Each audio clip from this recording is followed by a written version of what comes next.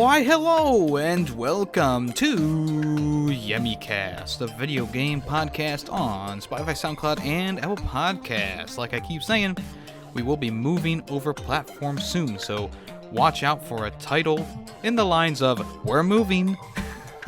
Sorry folks, the park is closed, but it will reopen very soon. So watch for those messages, especially if you're someone who listens on SoundCloud, because with the new platform and new distribution that's free, it will not go to SoundCloud, so you have to follow it somewhere else. Now, I have a notion that most of the people who listen on SoundCloud are, just bots, but hey, whatever. That's my news to you. If you're a real person on SoundCloud, I appreciate you. Don't you worry. I appreciate you. If you're not, beep beep boop bop, fuck off.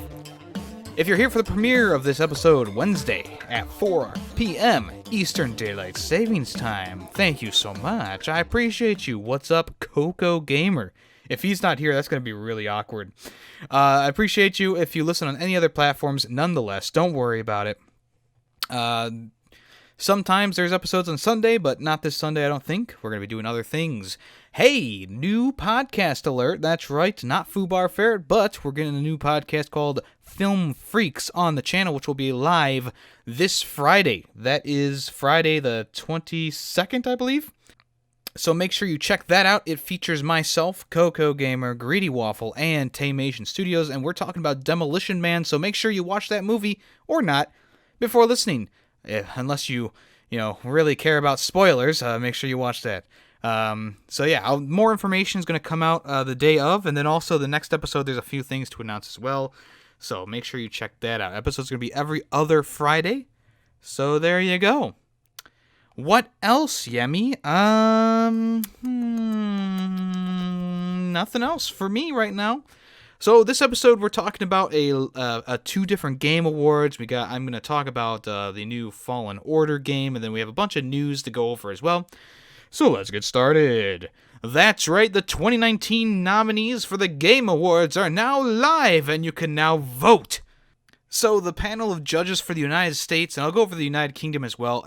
All these other countries, I can't. No, I'm just kidding. I don't feel like bumbling through a bunch of names. So the United States ones, we got ARS Technica, Easy Allies, Digital Trends, EN Gadget, Entertainment Weekly, Funhouse, Game Informer, Game Radar, Giant Bomb, GameSpot, GamerAnx, The Hollywood Reporter, IGN, Kinda Funny, that is kind of funny, LA Times, Newsweek, PC Gamer, Polygon, US Gamer, VentureBeat, The Verge, Touch Arcade, Vice.com, and What's Good Games.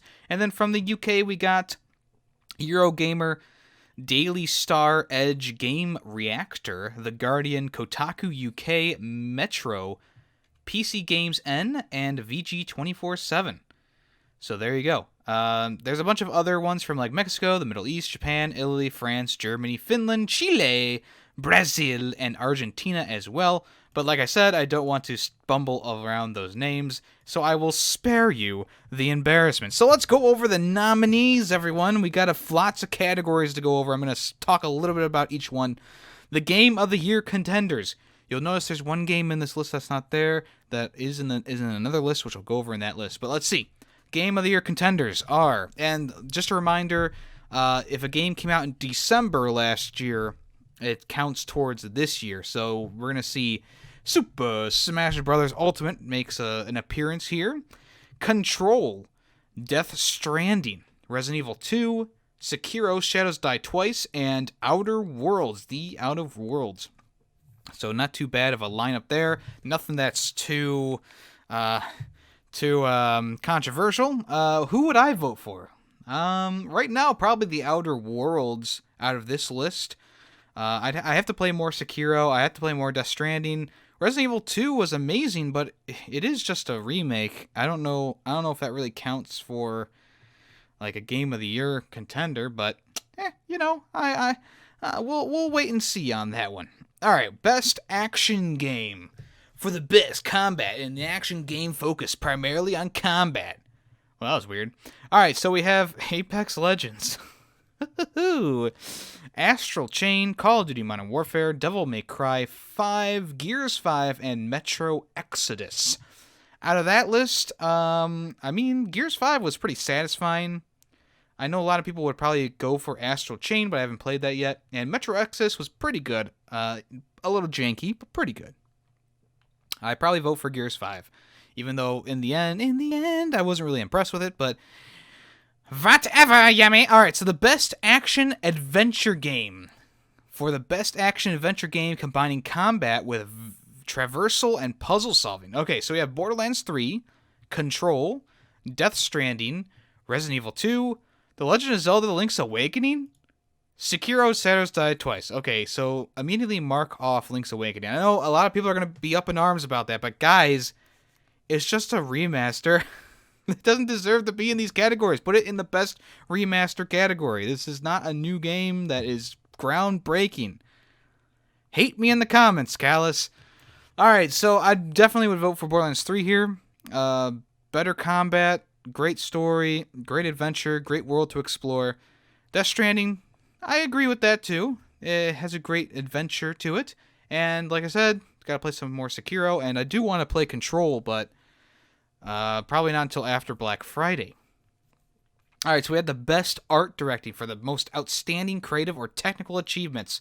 We have Control again, Death Stranding again, Gris, Sayonara Wild Hearts, Sekiro, and The Legend of Zelda: Link's Awakening. Is this art direction? Anyways, I would say Death Stranding is probably going to win that one. Just saying. Alright, the best audio design. So we have Call of Duty Modern Warfare, Control, Death Stranding, Gears 5, Resident Evil 2, and Sekiro: Shadows Die Twice. I think Modern Warfare is going to win on that one. The gun sounds, the soundtrack, the footsteps on the ground, calling in things, the main menus even. Lots of great sound design in that. I would vote for Modern Warfare on this one. Best community support. Recognizing a game for outstanding community support, transparency, and responsiveness. Okay? So we have Apex Legends, Destiny 2, Final Fantasy 14, Fortnite, and Tom Clancy's Rainbow Six Siege. So I'd probably skip this one because I don't play any of these games. If I was to guess which one's going to win, it's probably going to be Fortnite. Alright, Content Creator of the Year. We have Courage, Dr. Lupo, Ewok, Gref G, and Shroud. Not going to comment on those. Esports Coach. Oh my god. Alright, we're skipping the esports stuff. Sorry, guys. Alright, so here's the esports game of the year. Oh, wait, we'll go over... No, that's fine. No. Alright, esports game of the year. Counter-Strike, Dota 2, Fortnite, League of Legends, and Overwatch. Probably Overwatch is going to win this one, but I would vote for GO, Global Offensive. Esports host, don't care. Esports player, don't care. Esports team, don't care. Alright, here we go. Back to the actual gaming stuff. The best family game. Luigi's Mansion 3, Ring Fit Adventure, Super Mario Maker 2, Super Smash Bros. Ultimate, and Yoshi's Crafted World. Out of these games, I would probably vote for Luigi's Mansion 3, but family game, for the best appropriate for family play, blah, blah, blah. Probably Mario Maker is going to win this one, though, but I can see Luigi's Mansion snagging this one. Yoshi's Crafted World is fun. Haven't played it in a while. Super Smash Bros., of course, is fun, but haven't played it in a while. Ring Fit Adventure, have not played it. If you guys want to, you can check out a review for that on Speedy from Useless Gaming's channel. Best fighting game. So we have Dead or Alive 6, Jump Force, Mortal Kombat 11, Samurai Showdown, and Super Smash Bros. Ultimate. I would probably vote for Mortal Kombat, but I'm betting Smash Bros. Is going to win. Freshest indie game, presented by Subway. Oh boy. We have ZAUM. Not sure what that game is. Oh, no. Elysium. Sorry, they made these very strange. So it's like ZAUM for Disco Elysium, Nomada Studio for Gris, Dead Toast Entertainment for My Friend is Pedro, Mobius Digital for Outer Wilds, Mega Crit for Slay the Spire, and House for Untitled Goose Game. Now, I would definitely vote for Untitled Goose Game, and I think that Untitled Goose Game is going to win this one. Best Game Direction. So we have Control, Death Stranding, Resident Evil 2, Sekiro, and Outer Wilds. Let's see. Outstanding creative vision and innovation in game direction and design. So I could see Death Stranding winning this one. I'd probably vote for Death Stranding. Or maybe Sekiro, because it is different from any other Souls-like game you play. I'm gonna guess that Death Stranding is gonna win this one, and I would probably vote for Death Stranding. Games for Impact, for thought-provoking game with pro-social meaning or message. So we have Concrete Genie, Gris, Kind Words, Life is Strange 2, and Sea of Solitude. I would probably vote for Concrete Genie or Sea of Solitude. Life is Strange 2 is complete dog shit. I don't know how this is on this list. Very forced. Nothing, I don't know. But I'm guessing that probably Life is Strange 2 is going to win, to be honest with you. Because I don't know any of these other ones, and I don't think enough people played Sea of Solitude or Concrete Genie. But we shall see. All right, so the best independent game. So we have Baba Is You, Disco Elysium, Katana Zero, Outer Wilds, and Untitled Goose Game. Oh boy, this is a tough one because I love Katana Zero and I love Untitled Goose Game. So I'd probably vote for Katana Zero on this one, since House I already voted for in freshest indie game. But I can definitely see Untitled Goose Game or Katana Zero winning this one. Best mobile game. So we have Call of Duty Mobile, Grindstone, Sayonara Wild Hearts, Sky, Children of Light, and What is Golf. Didn't play any of these games.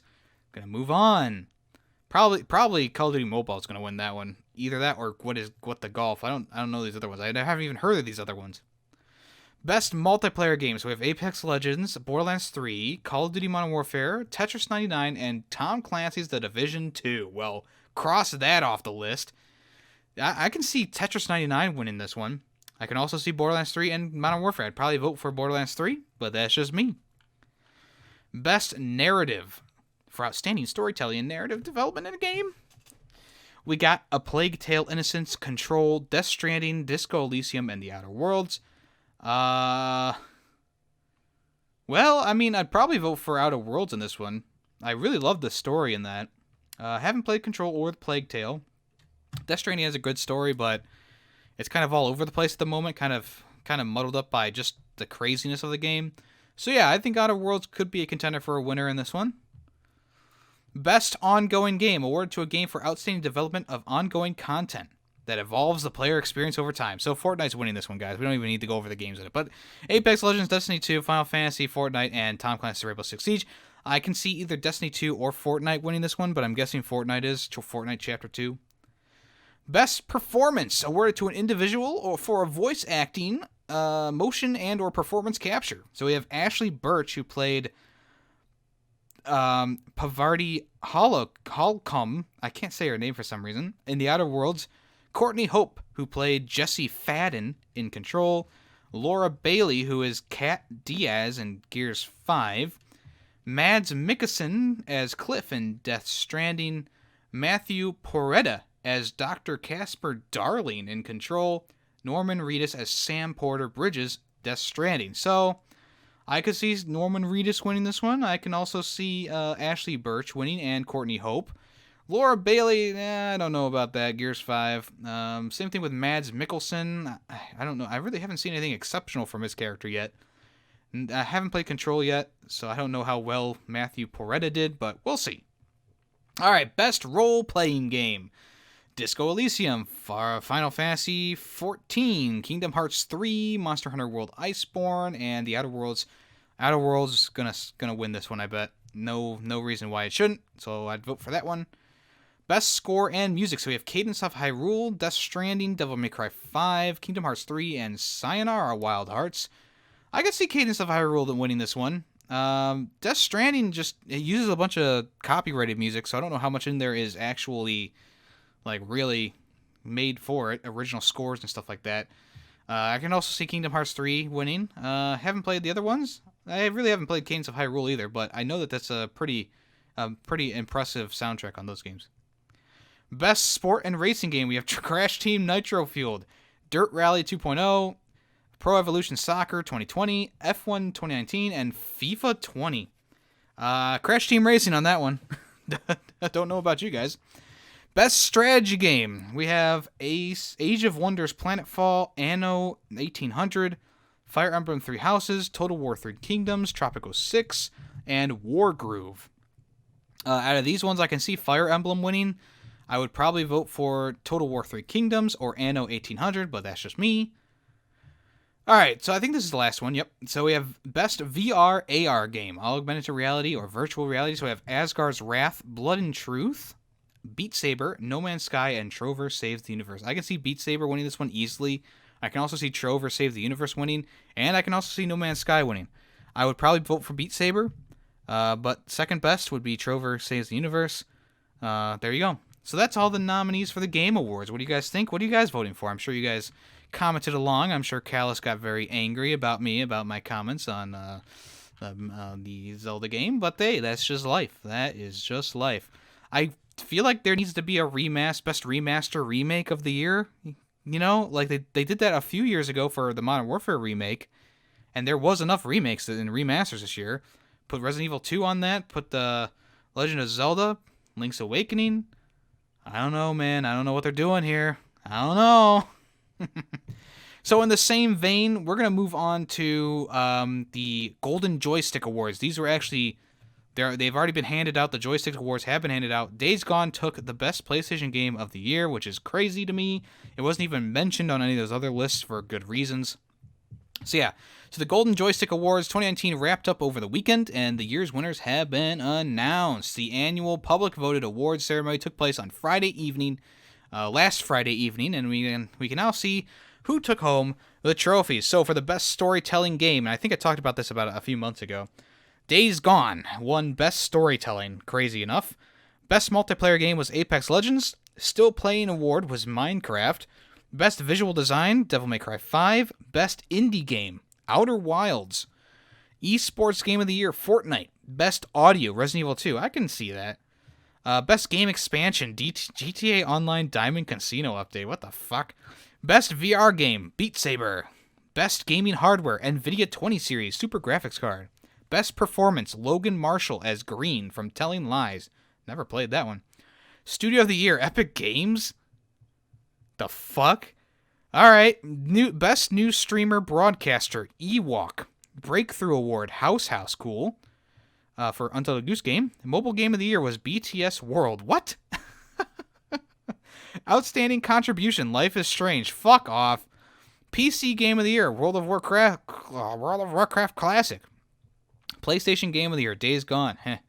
Xbox Game of the Year, Gears 5. Nintendo Game of the Year, Super Smash Bros. Ultimate. Most Wanted Game, Cyberpunk 2077. Critics' Choice Award was Control. Lifetime Achievement Award went to Yu Suzuki. And Ultimate Game of the Year was Resident Evil 2? Days Gone? I don't know. I don't think that should have been either of the categories that it won.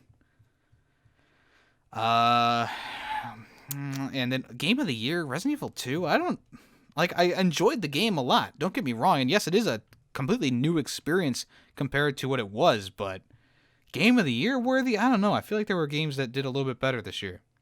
And I mean, I have to knock off points for it being a remake. You know, I don't see putting a remake as a Game of the Year contender because we've already played it.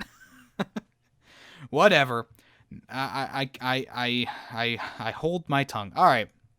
So let me talk a little bit about Fallen Order Jedi, Star Wars Jedi Fallen Order, because the game has taken my time away these past few days since it came out. Came out on Friday alongside Pokemon Sword and Shield. And I have to say I'm enjoying my time with it, but it's very goofy. And I'll tell you why. Fallen Order, it has a great story to it. It has a really smooth story to it. The voice acting is impressive. The facial animations are pretty good. The story is intriguing. It flows really nicely. But where the game starts to fall apart is, I should say this before that. I was surprised that the game was Souls-like. Now, it's not hardcore Souls-like. You can set it to hardcore Souls-like if you want to. I believe that's like the Jedi Master or something like that setting. I put it on Jedi... I don't remember. Maybe, what are they? Whatever. It doesn't matter. There's different levels you can choose. So you can choose Padawan, Jedi Master, Jedi Knight, blah, blah, blah. And those will determine how difficult the enemies are and how greedy how greedy the studio is. If you fall off a cliff, you'll die. But the way I have it now is if you fall off a cliff or something like that, it just respawns you with a little bit of health gone away. Now, that's the one thing that kind of sucks in this game, because the physics in the game kind of fuck you up at times. And this is what I mean by that. You'll be running along, and you'll get to an edge, and all of a sudden you stop at the edge and you fall off anyways. Or I've had times where I'm jumping between those skinny sections where you're kind of doing like a wiggly wobbly walk, and you have to jump to the next section. Well, I landed perfectly on it, but he didn't attach to it, and he fell, and I was like, well, this is dumb. There's a few times where I've tried to jump to zip lines and he just won't grab them. Same thing with vines or ropes. He just doesn't grab them. It's a little bit easier now that I have force pull, because I can just pull them towards me. But before that, I was like, I was falling off of things left and right. One of the things that kind of sucks is switching targets. So if you press R3, you can select the target. And what's been happening is I have to like press the direction of the, I have to like move my right stick like a bunch of times to try and even get it to switch targets. And sometimes that really messes me up. It's a little bit too slow. It's not responsive enough. Same thing with like the design of the levels and stuff like that. Getting through areas seems really slow and muddled at times. Placement of the enemies is exactly what you expect from a Souls-like game. There's some that are around corners. There's some that they look like they're a single dude and they're super difficult, and they are a single dude, or sometimes more guys will come out. There's been moments in the game, like the sliding. Oh my god, the sliding in this game is so awful. So there's plenty of sections where you'll slide down ice, mud, terrain, whatever you want. You slide down it. And if there's a jump, if there's something you have to do, if there's a turn, things just don't seem to work the way that they're meant to. And usually by the time that you're trying to correct yourself, you've overcorrected and now you're falling and you have to redo the whole section, etc., etc. The boss fights have been really entertaining in this game. Can't lie about that. The boss fights have been exceptionally good. Same thing with some of the twists and turns in the story as well. Have been really interesting, really cool. The different planets you go to are really nice. They all have their own unique feel to them, but they all have their own unique problems, it seems. Let's talk about the first planet, Bogano. So Bogano is the first planet you go to. It's not too bad of an area. It's like a beginner's area. And literally, the frame rate drops so much at times that it pauses the gameplay for a good, 5 to 10 seconds. That's the one thing that bugs me about that planet. If we move over to Zepho, Zepho is an interesting one because there's so many, tight corners and stuff like that. If you position the camera at the right angle, you can actually look through the environment, and it makes things look really weird because you're looking through things. Dathomir hasn't been too bad. I've been enjoying Dathomir, nothing wrong there. And Kashyyyk is one of the weirdest planets because it forgets the loads. It forgets to load sections of the map. So there was a point where I rested at a place and I started running a certain direction, and I was like, oh, I don't need to go this way. So I turned around and started running the other direction. Well, the game literally froze, unloaded all the textures that was on the map, and reloaded all the textures one by one. And I was like, what the fuck? There's an area where you go to the Shadow Forest, it's called, and the first time I went there, nothing had loaded in, and it still let me keep playing, and I was like, what is going on? I'm walking on nothing. Whoa! It was just very, very strange, and I was very confused. But the game is so damn fun, they're little tiny things, and I think they fixed in patches for sure. But they are a little bit annoying, I can't lie. They annoy me a lot, especially on the first planet. That's the first planet you get to explore freely, and it freezes every so often if you look in a direction that has a lot going on. Jeez, get out of here. But I feel like there's a lot of cool things going on in this game, a lot of cool upgrades for your character and stuff like that. It does work very similar to a Souls-like game, so, all your progression kind of can get lost if you get killed, but if you get a full bar and you get a skill point unlocked, the skill point will stay, and any XP towards the next skill point will get lost if you die, so that's a cool thing. And it has the same thing where if you Well, actually, it's only if you hit the character. So you can just go and hit the character or enemy who killed you and took your life points or force points or whatever, and you can actually just hit them. It'll refresh all your force meter, your health, and it will give you all your XP back. And it's like I said, it's a lot easier than a normal Souls game. So if you're a Star Wars fan and you're concerned that this game is going to be too tough for you, play on Padawan difficulty. Don't worry about it. Enjoy the story, enjoy the gameplay as it is for just a regular like single player experience, and you're good to go. If you're a hardcore player who loves Souls-like games, go for the hardest difficulty. That'll be something challenging to you.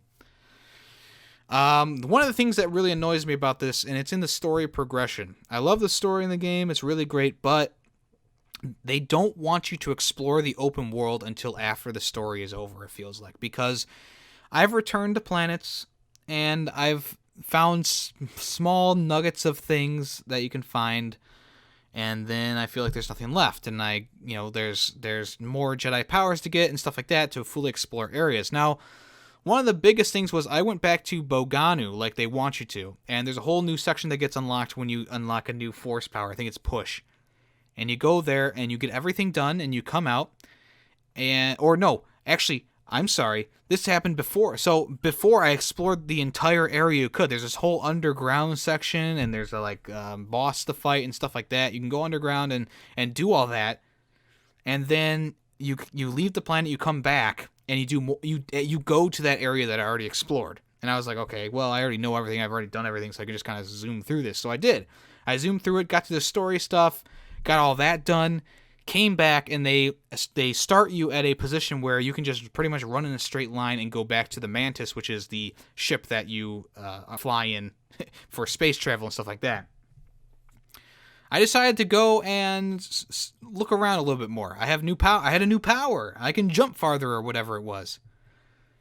So I did a few things. I got a few new things, and I went back to that main area, and all of a sudden there was a robot. And it was labeled as a boss. And I was like, interesting. So I went to go fight him, and all of a sudden I was paralyzed with one of his moves, and the screen went blank. And my character woke up in a junk planet or whatever, and you gotta escape. And after that whole sequence, all of the main characters were apologizing to me as if I missed something.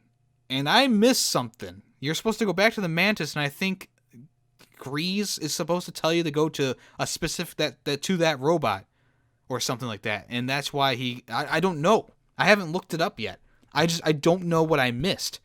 I decided to explore, and I missed a whole segment of story. I missed a whole cutscene. That makes no sense to me. You advertise your game as an open world experience, yet you don't want us to do anything in the open world except go straight to the objective. It's kind of funny, but it's also kind of annoying. Whatever. The cool thing about this game, there's moments where there's bounty hunters who come and get you. There's these what are they called? These like Jedi hunter dudes who come after you in the game. They're high level. They kind of look like black Stormtrooper armored guys. Really cool stuff. The puzzles in the game, they're not too terribly hard, but they do test your mettle a little bit, and they're pretty fun to do. There's tons of callbacks to the Republic age, and there's a bunch of stuff for the future of Star Wars as well in this game, and it really combines those two worlds pretty nicely. This game takes place, I believe, 2 or 3 years after Order 66, and I'd rather do Order 69.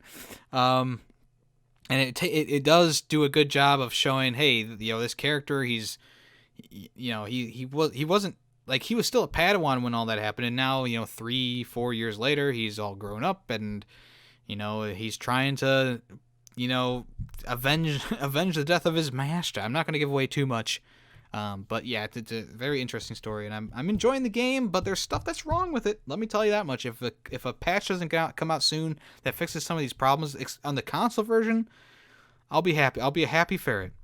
But for now, I'm still playing through it. I love the double-bladed lightsaber. It's really freaking sweet to use.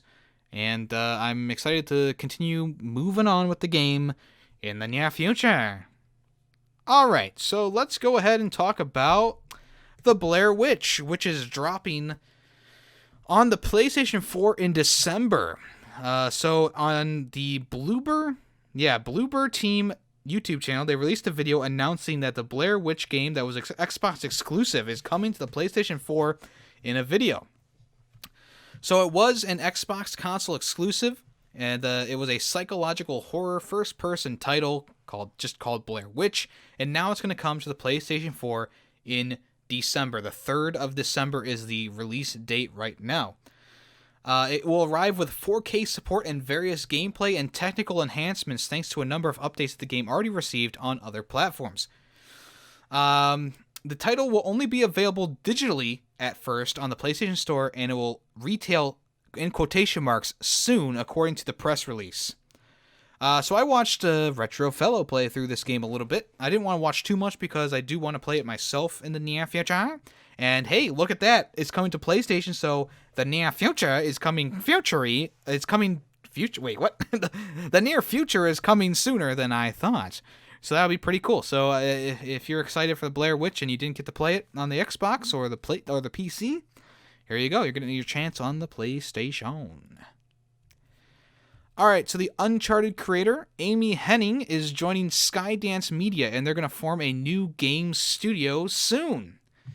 Amy Hennig is best known for her lead design of Uncharted at Naughty Dog, and her career kind of seemed unclear after the Star Wars project at Visceral Games was canceled.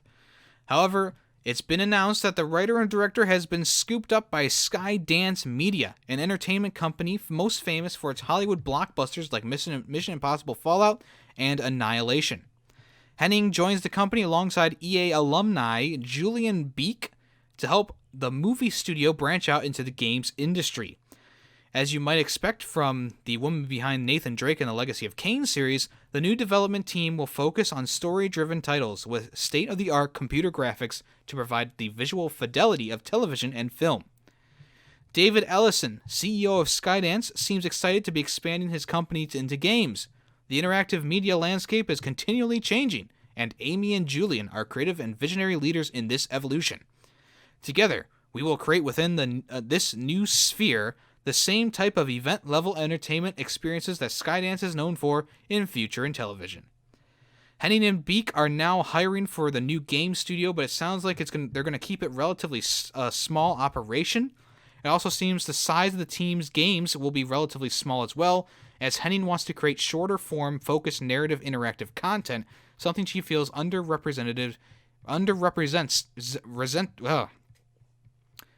something that she feels is underrepresented in games right now. So we'll see what she cooks up in the future. It seems like they're really excited to get things started.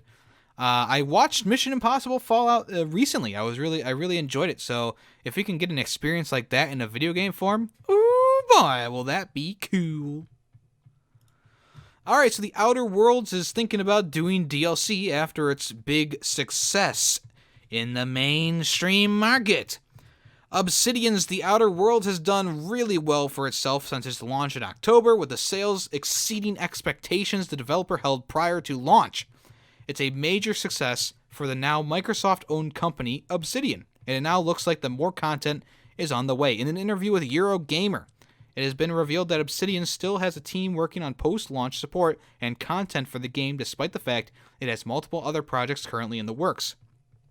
He's quoted as saying, "People are obviously loving Outer Worlds, and we made it because we love it. So now we get to keep on doing things to help support it."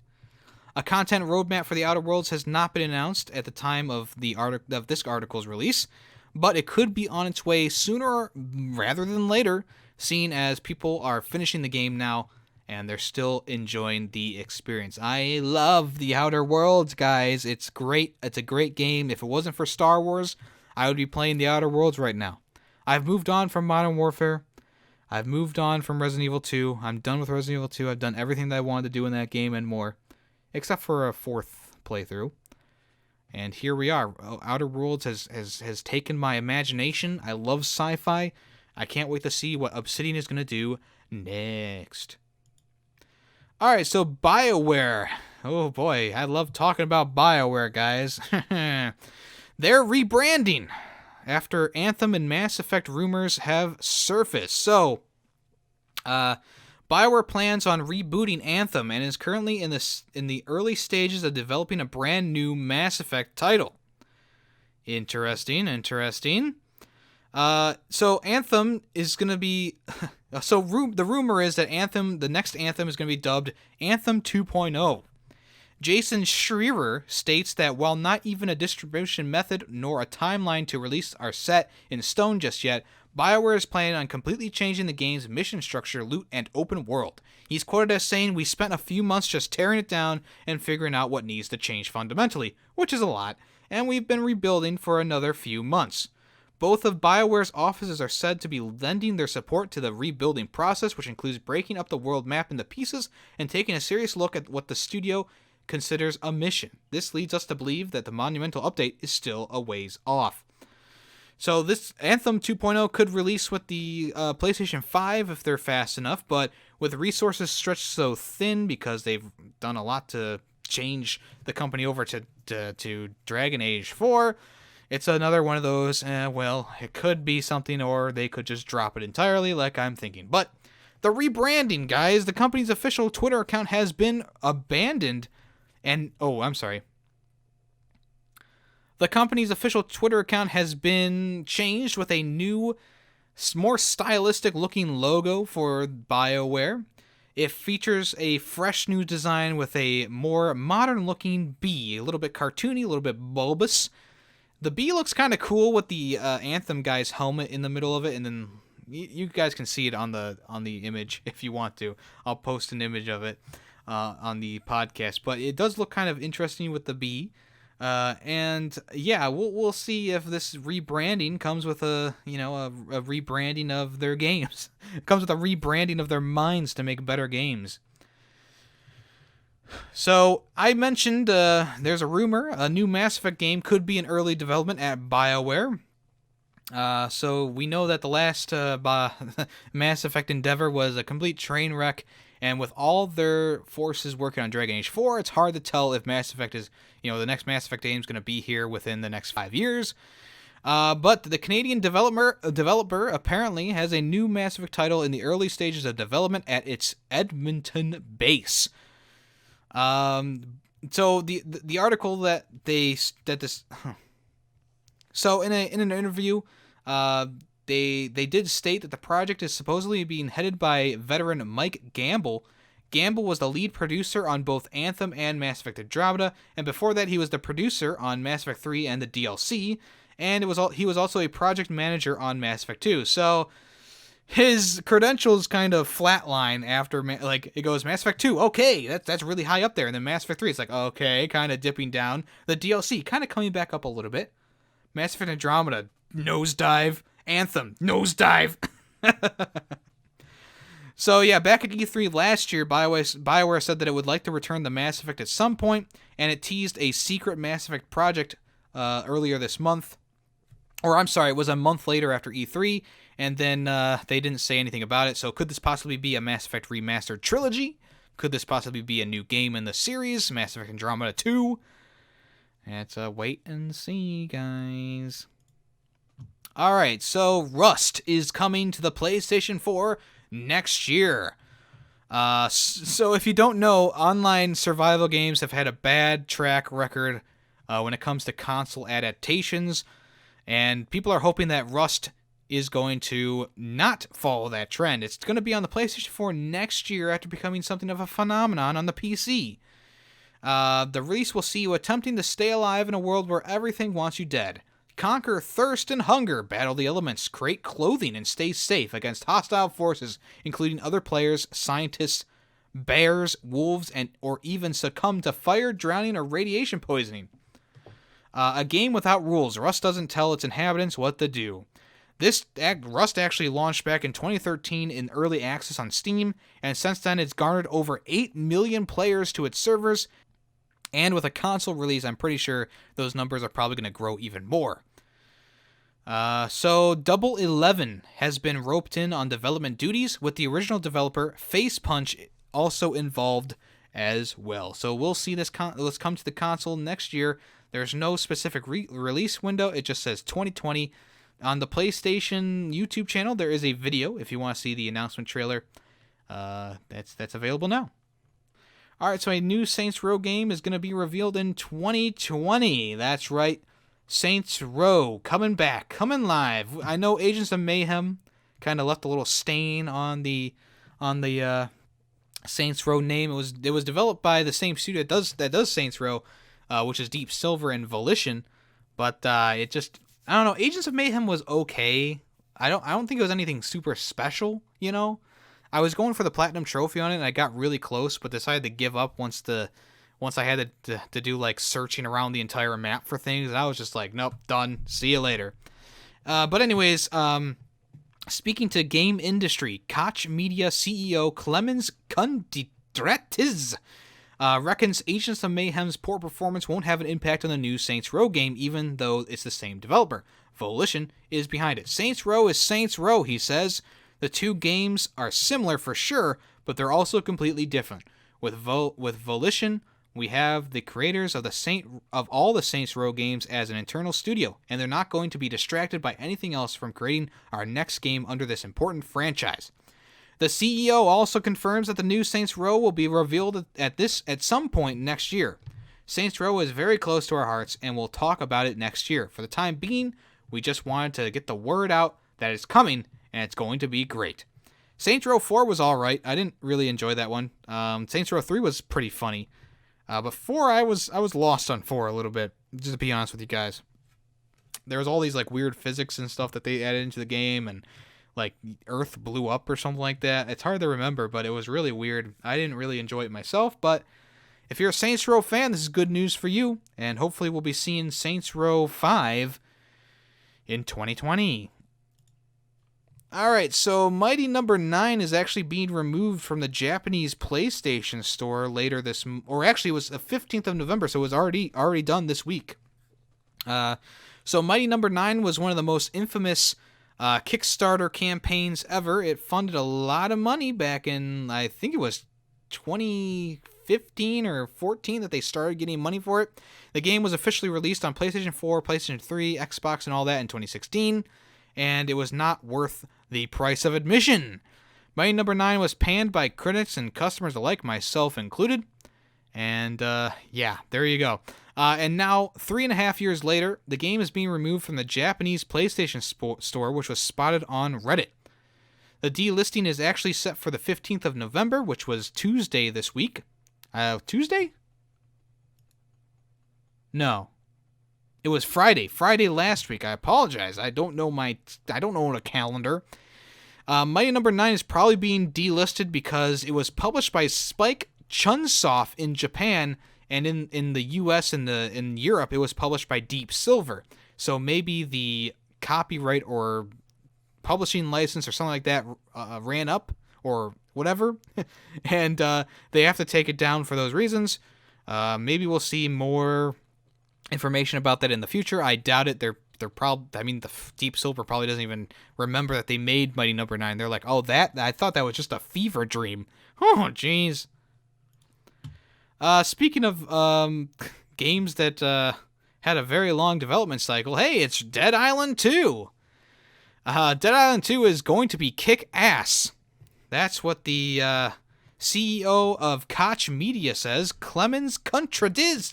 We just heard from him about Saints Row. Now he's talking about Dead Island 2. He's the man at the helm of this Dead Island 2. Oh boy, it's been in development for a very long time. Oh, more than half a decade. In the same interview with GameIndustry.biz, he explained that justifying the development of Dead Island 2 is his favorite thing to do. Okay? Look. Dead Island is a very important brand for us, and we've got to get it right. It's just a testimony of our dedication to get it right. It's a great story to tell everyone that it's on its third studio, but we like to be judged on the end result, and we're really confident that when it comes out, it's going to be a kick-ass zombie game. Yeah, I like my games to be thrown around the several different studios before they're released too. That seems like a great fucking idea. Rebuild the game from the ground up after you already released an E3 trailer? Hell yeah. So he also says that Dead Island 2 won't be launching next to Dying Light 2 or anywhere near it. He says the release window has narrowed in quotation marks, to June 2020. So it could possibly be a PS5 game, which, well, actually, I'm betting it will be a PS5 game once it actually finally comes out. Hell, it might be a PlayStation 6 game for all we know. It might stay in limbo for 10, 15 years. Who knows? It's already been there long enough. We'll see if anything new comes out next E3 or something like that. I was expecting Dead Island news this E3, but we didn't get a lot this year from my predictions, so whatever. Alright, so Koch Media also says it's exploring ways to bring Timesplitters back. So they came out, THQ Nordic came out and said that a new Timesplitters game is very much on the cards. They didn't mention anything about a remaster of the old games or not. But they do want to bring the series back from the dead. And co-creator Steve Ellis has joined the publisher on the work of the return to the series. And in an interview with Game Industry, Koch Media touches briefly on what's happening with the time-twisting shooter franchise. And it sounds like it's still in the early days. So, Kutradisada, who is the CEO of Koch, who we just heard from 2 times now, says that Ellis and his team are exploring ways to bring Timesplitters back. It sounds like they all want to make sure the series is revived in the way that makes sense for a modern audience. We're very cognizant? What the hell is that? Of the fact we're not building games for the past, we're building them for the future audiences. Future audience have completely different expectations and other games to play than they had 15 to 20 years ago. I would say stay tuned on what's going to come with Timesplitters. So it seems like we're pretty far away from another Timesplitters game, but they're looking to modernize it. Now, I actually would think, now hear me out, guys. Re-release the Timesplitters 1 and 2 as they were, remaster them a little bit, give them a new fresh coat of paint, let people know what the series was like in the past, and if they enjoy it, keep the same style, keep it retro. It worked for Doom, it could work for Timesplitters. Just a little something to munch on. Alright, so Mark Wahlberg has joined the cast of the Uncharted movie. He was originally supposed to play Nathan Drake himself, but after the project turned to an origin story, he's now taking up the role of Sully. He's in the final talks with with Tom Holland, and he's going to maybe possibly be Sully in the future Uncharted movie. But we'll have to see. The Uncharted movie has gone to plenty of different studios and plenty of different directors and actors and actresses. So we'll see if this actually happens or not. It would be interesting to see Mark Wahlberg as Sully. I don't know if he's the type of guy that I would picture a Sully being, but I think Tom Holland is good as a young Nathan Drake. So maybe I need to put my money where my mouth is and stop judging things before they come out. But I'll never do it. You'll never take me alive. Alright, so there's a new co-op game coming out that's got a home renovation theme, and it's called Tools Up! And it's going to come to the PlayStation and other platforms next month. So this is going to be a combination of Overcooked and Changing Rooms, which might sound a little bit odd, but it looks like the experience that Madcap is used to. Tools Up is a cooperative game for up to 4 players in which you'll need to work together and match each house to its respective blueprint. You'll be painting, applying wallpaper, laying floors, moving furniture, and more as you battle the clock. It sounds like it's a solid foundation for a party game with lots of potential for chaos. So it's only going to be a couple of weeks away. Publisher All In! Games has announced that the game's release on PlayStation 4 will be the 3rd of December 2019, so you don't have to wait too long.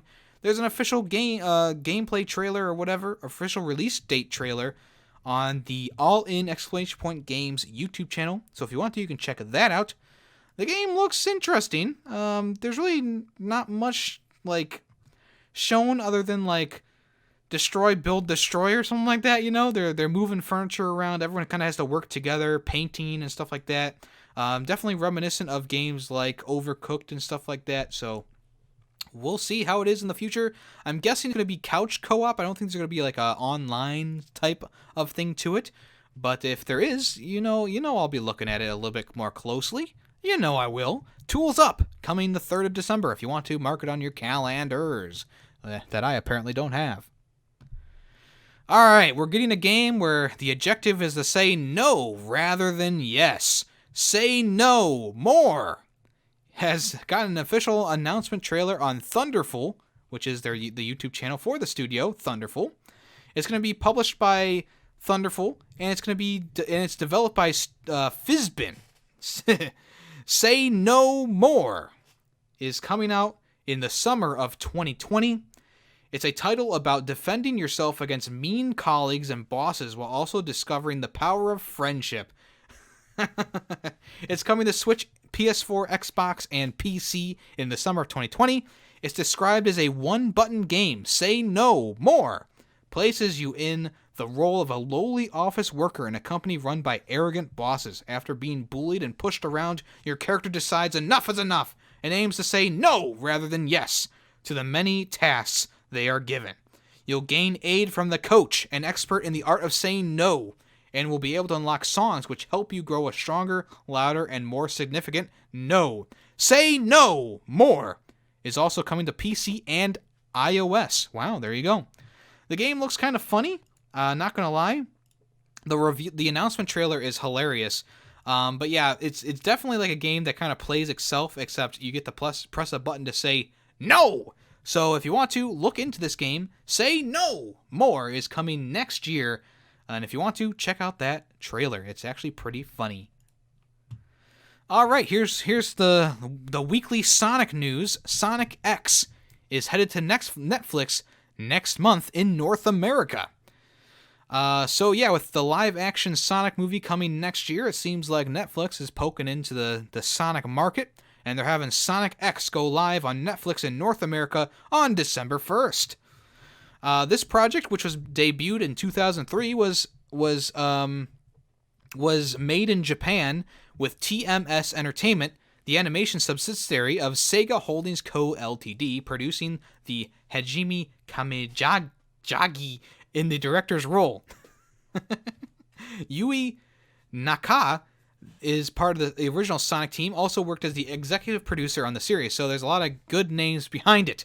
I never watched Sonic X. Maybe I did. I don't know. I don't think I watched it, but it would be interesting to see how the series is aged. That's right. Anyone excited about Sonic X coming to Netflix? Raise your hands now. I'll count them later. But yeah, this is cool. I don't mind this. Getting a little Sonic lore in there. Getting a little Sonic Feint. All right. There's going to be a new paid membership service being added to Animal Crossing Pocket Camp. So, if you didn't know, Mario Kart Tour has a new system of spending money every month for a monthly service, and now Animal Crossing Pocket Camp is getting a similar thing. The information was revealed in an in-game news update. The service itself is going to begin on the 21st of November. So the big news on the app showed, it says, new service coming. With the second anniversary of Animal Crossing Pocket Camp game right around the corner, we have a big announcement to make. We're rolling out a new paid membership service called Pocket Camp Club on 11/21/2019.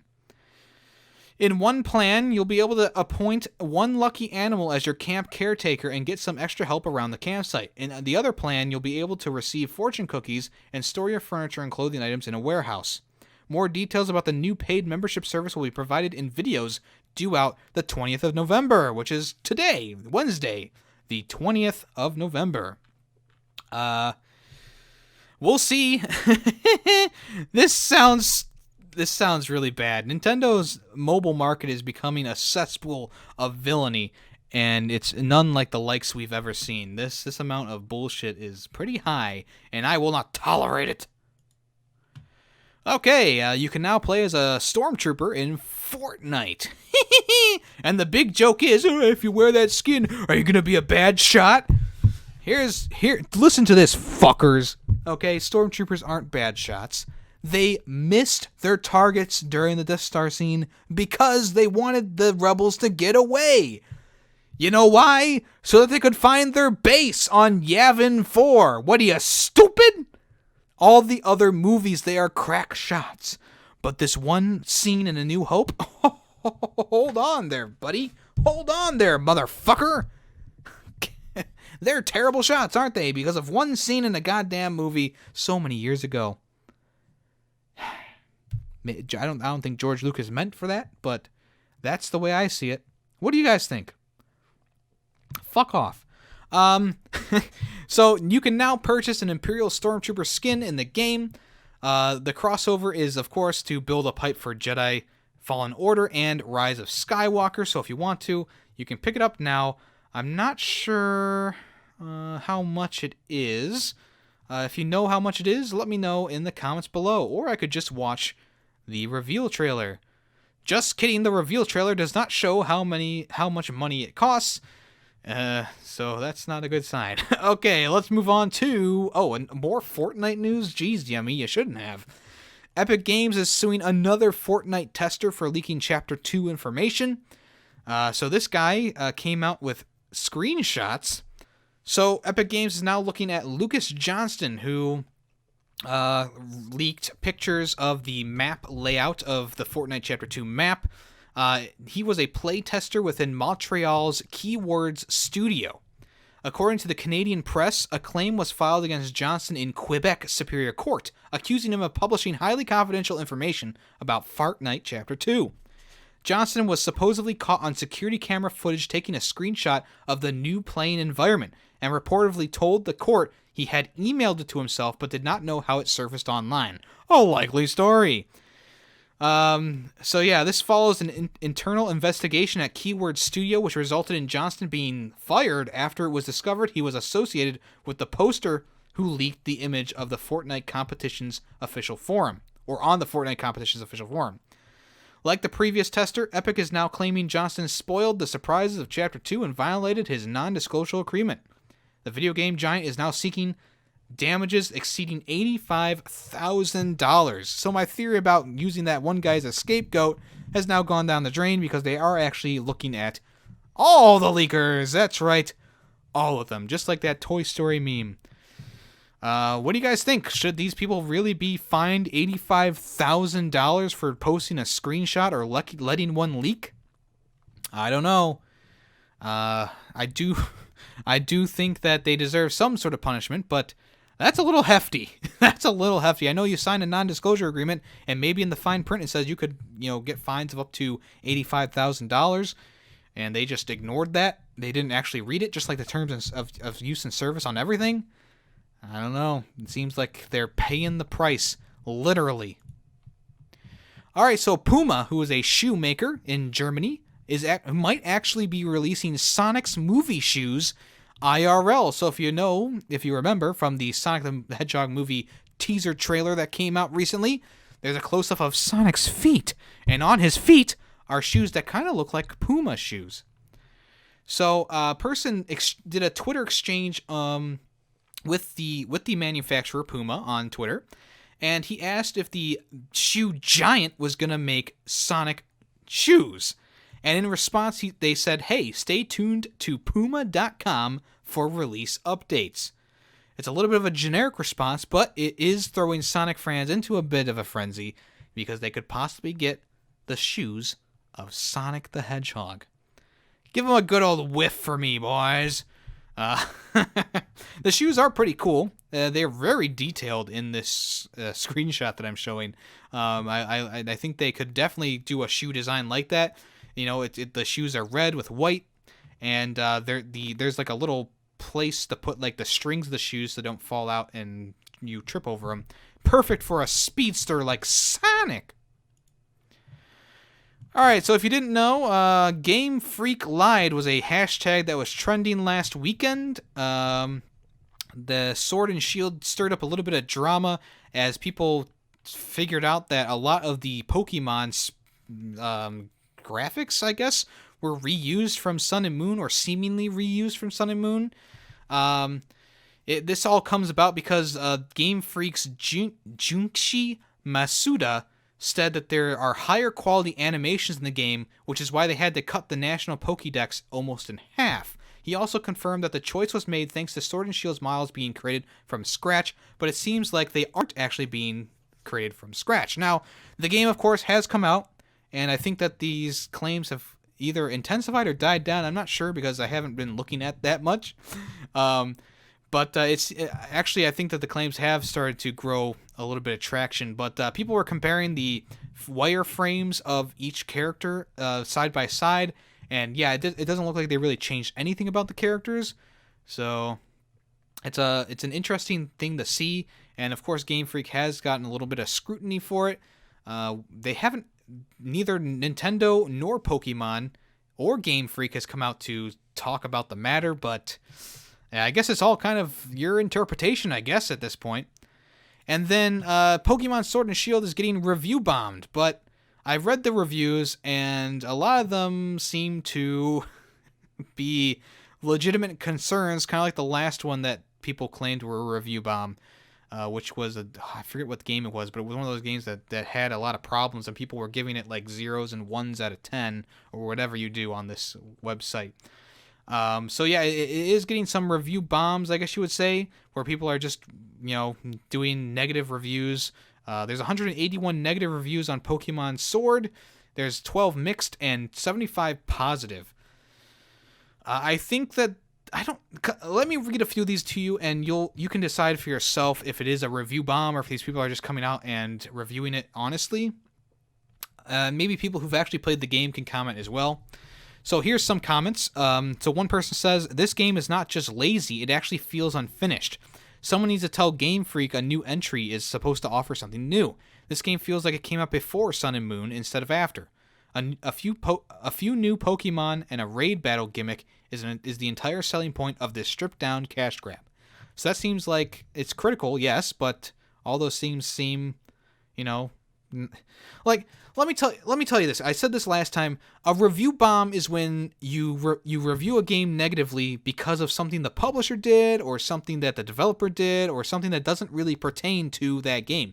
Look at the Borderlands 2 review bomb. I didn't like that one because people were, angry that 2K was publishing the game on the Epic Games Store instead of Steam, and so they went to Steam and other places and review bombed Borderlands 2. It doesn't make any sense. It doesn't, because that doesn't correlate to Borderlands 2.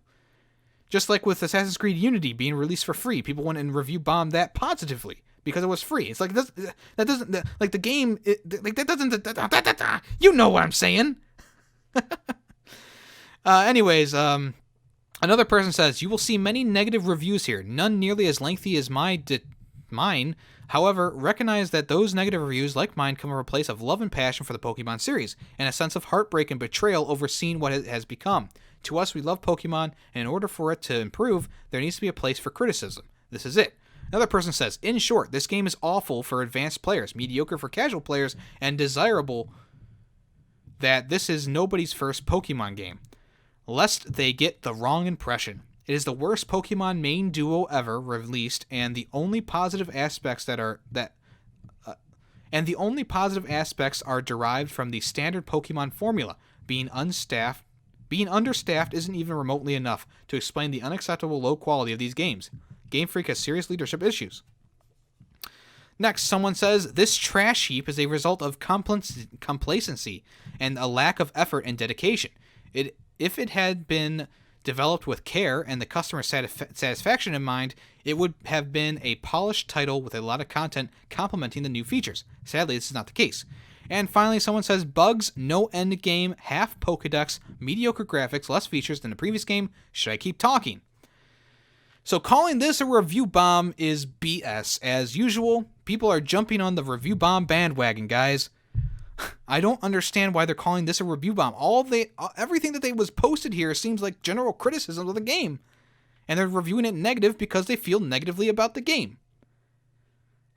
I don't get it. Astral Chain was review bomb because it wasn't coming to other consoles. It was a PS4 exclusive. I understand why they called that a review bomb, but this? This isn't a review bomb, guys. It's not a review bomb. Don't take it as a review bomb. These people have genuine criticisms coming from themselves, and they went to this site to give it negative reviews because they felt like they needed to. and they said what's on their mind. Sure, probably most of these reviews are just one-word things of just like shit, crap, whatever. But there's genuine criticism behind these things, and it's hard to deny that they might have some good points. I've only seen gameplay footage, and it looks like a very empty world to me, which is why I haven't picked it up yet. So we'll see. We'll see. Like I said, I don't think this is a review bomb. This is more of just a bunch of people going online and spouting their criticisms, and people are taking it as a review bomb because apparently this site loves the Pokemon. Like, you know, they love it so much that they hardly are posting anything negative about it. So maybe this website is a little biased. Okay, second to last thing today. Five Nights at Freddy's 4 is joining the first, second, and third game on the Switch later this month. It was revealed last week that Five Nights at Freddy's 1, 2, and 3 were coming to the Switch on the 29th of November for $8 a piece. And now Five Nights at Freddy's 4 has been announced to come to the console as well. I don't know why it took them longer to reveal that, but whatever. So yeah, there's now a Switch eShop listing in Europe and Australia confirming that the fourth game in Scott Cawthon's jump scare horror series is going to be released the same day as the original 3. In the last chapter of Five Nights at Freddy's original story, you must once again defend yourself against Freddy Fazbear, Chica, Bonnie, Foxy, and even worse things in the dark. Playing as a child whose role is yet unknown, you must safeguard yourself until 6 a.m. by watching the doors as well as warding off unwanted creatures that may venture into your closet or onto your bed behind you. You have only a flashlight to protect yourself. It will scare away things that may be creeping at the far end of hallways, but be careful and listen. If something has crept too close, then shining lights in their eyes will be your end. So yeah, every game in the Five Nights at Freddy's series has a little bit of a different mechanic to it, which is why the series kept relevant for a while.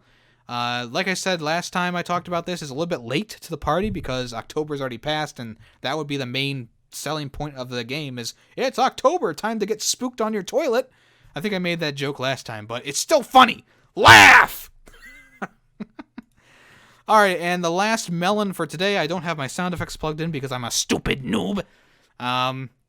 The Xbox Game Pass is getting a ton of new games for the holiday season to help spice up those presents. I don't know. So there's a lot of games coming to Game Pass in the next few months, and it's a lot. So get 3 months of Xbox Game Pass Ultimate for $1. Ultimate includes Gold, Xbox, and PC Xbox Game Pass. That's a really good deal. Holiday season is here. So what's available right now to play, Yemmy? So Age of Empires 2 Definitive Edition for the PC, Age of Wonders Planetfall for both Xbox and PC, Hearts of Iron 4 Cadet Edition for the PC, Lego The Ninjago Movie video game for console, Rage 2 for both console and PC, Remnant from Ashes on console, and the Talos Principle for console and PC, and finally Tracks the Train Set game for both console and PC. What's coming in the holiday season, guys? It's a huge list. Carrion, Crisis Tales, Cyber Shadows, Darksiders 3, Double Kick Heroes, Drake Hollow, Edge of Eternity, Final Fantasy Complete Franchise, including 7, 8 Remastered, 9, 10 HD, 10 2 HD, 10, is that 12, The Zodiac Age, 10 13, 10 13 2, Lightning Returns, Final Fantasy 13, Final Fantasy 15. So I guess it's not the complete series. Forager, Haven, It Lurks Below, Levelhead, Life is Strange 2 Episodes 4 and 5, My Friend Pedro, Pandemic, Pogs, She Dreams Elsewhere, Skatebird, Streets of Rage 4, Scourge Bringer. I can't talk anymore. It's almost the end of the podcast, guys. Hang on. Superland, Tekken 7, Tohu Luna Nights, The Escapist 2, The Red Lantern, The Red Strings Club, The Witcher 3 Wild Hunt, Vembrace Cold Soul, West of Dead, and the Yakuza 0, Kiwami, and Kiwami 2. You're also going to be getting in 2020 Bleeding Edge, Grounded, Microsoft Flight Simulator, Minecraft Dungeons, Ori and the Will of the Wisp, Tell Me Why, Wastelands 3. And you're also going to say goodbye to these games on November 30th. Abzu, Below, Football Manager 2019, Grid 2, Kingdom 2 Crowns, and The Strange Brigade.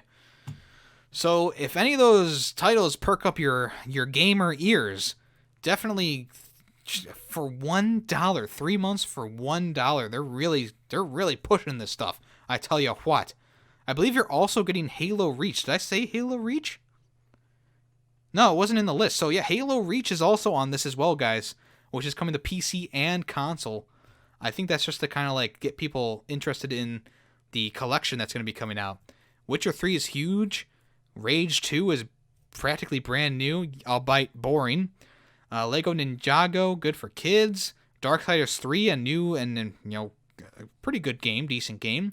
Wasteland 3, brand new. Flight Simulator, brand new. I know it sounds old, but it's brand new. Pogs, brand new. I believe Ori is going to be a brand new one. Grounded, brand new. Geez, a lot of stuff in here that's really... My Friend Pedro, that's a new game as well. So a lot of good stuff coming to the Xbox Game Pass. If you want to, you can check that out. Like I said, it's only $1 for 3 months. So it's something that people are looking forward to for the holiday season. So if you want to, check that out. All right, guys. Well, that's it. We've done it. We've gotten through another YemmyCast. I think I read pretty competently this time around, but, I'll probably, when I'm listening back to this, I'll be like cringing out of my ass. Anyways, thank you for listening. If you're here for the premiere at 4 p.m. on Wednesday, my dudes, at 4 p.m. Eastern Daylight Savings Time, thank you so much for coming around, sticking around. I appreciate you so much.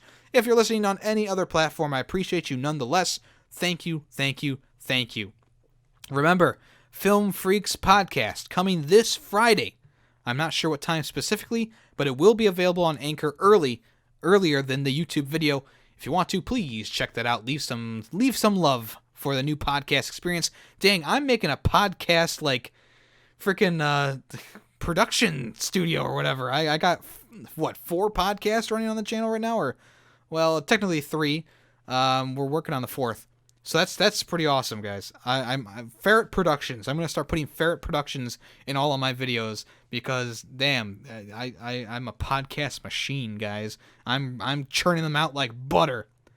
That's not a machine, Yemmy. Shut the fuck up, you stupid noob. All right, thank you so much for listening once again. I am your host, YemmytheFerret, and this has been YemmyCast, a video game podcast.